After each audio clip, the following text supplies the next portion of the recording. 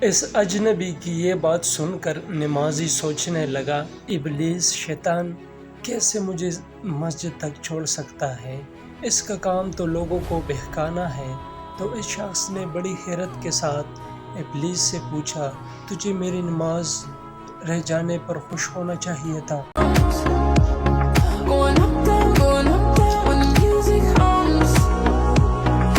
ایک شخص اندھیری رات میں فجر کی نماز پڑھنے کے لیے گھر سے نکلا۔ اندھیرے کی وجہ سے ایسے ٹھوکر لگ گئی اور وہ منہ کے بل کیچڑ میں گر گیا۔ کیچڑ سے اٹھ کر وہ گھر واپس آیا اور لباس تبدیل کر کے دوبارہ مسجد کی طرف چل دیا۔ ابھی چند قدم ہی چلا تھا کہ دوبارہ اسے ٹھوکر لگ گئی اور وہ دوبارہ کیچڑ میں گر گیا۔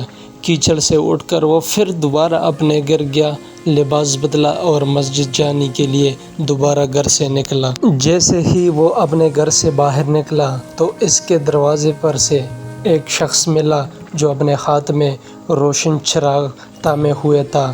چراغ والا شخص چپ چاپ نمازی کے آگے مسجد کی طرف چل دیا۔ اس مرتبہ چراغ کی روشنی میں نماز کو مسجد پہنچنے میں کسی دشواری کا سامنا نہیں کرنا پڑا۔ وہ خیریت سے مسجد پہنچ گیا۔ مسجد کے دروازے پر پہنچ کر چراغ والا شخص رک گیا۔ نمازی اسے چھوڑ کر مسجد داخل ہو گیا اور نماز ادا کرنے لگا۔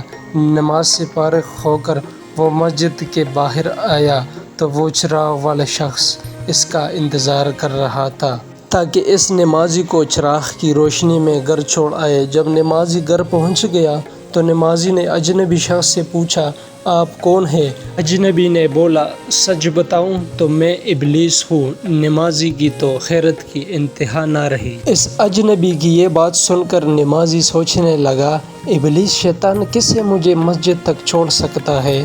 اس کا کام تو لوگوں کو بہکانا ہے۔ تو اس شخص نے بڑی حیرت کے ساتھ ابلیس سے پوچھا، تجھے تو میری نماز رہ جانے پر خوش ہونا چاہیے تھا، مگر تم تو چراغ کی روشنی میں مجھے مسجد تک چھوڑنے آئے۔ ابلیس نے جواب دیا کہ جب تم پہلی ٹھوکر لگی اور تم لباس تبدیل کر کے مسجد کی طرف پلٹے تو اللہ تعالیٰ نے تیرے سارے گناہ معاف کر دیے۔ جب تمہیں دوسری ٹھوکر لگ گئی تو اللہ تعالیٰ نے تمہارے پورے خاندان کو بخش دیا، جس پر مجھے فکر ہوئی کہ اگر آپ تمہیں ٹھوکر لگی تو اللہ تعالیٰ کہیں تمہارے اس عمل کی بدولت تمہارے سارے گاؤں کی مغفرت نہ فرما دے۔ اس لیے میں چراغ لے کر آیا ہوں کہ تم بغیر گرے مسجد تک پہنچ جاؤ۔ اس شخص نے جیسے ہی یہ بات سنی تو اس نے اللہ تعالیٰ کی بارگاہ میں اپنا سر جھکا کر اللہ کا شکر ادا کیا۔ تو دوستو، یہ ہے ہمارے رب کی شان، سبحان اللہ۔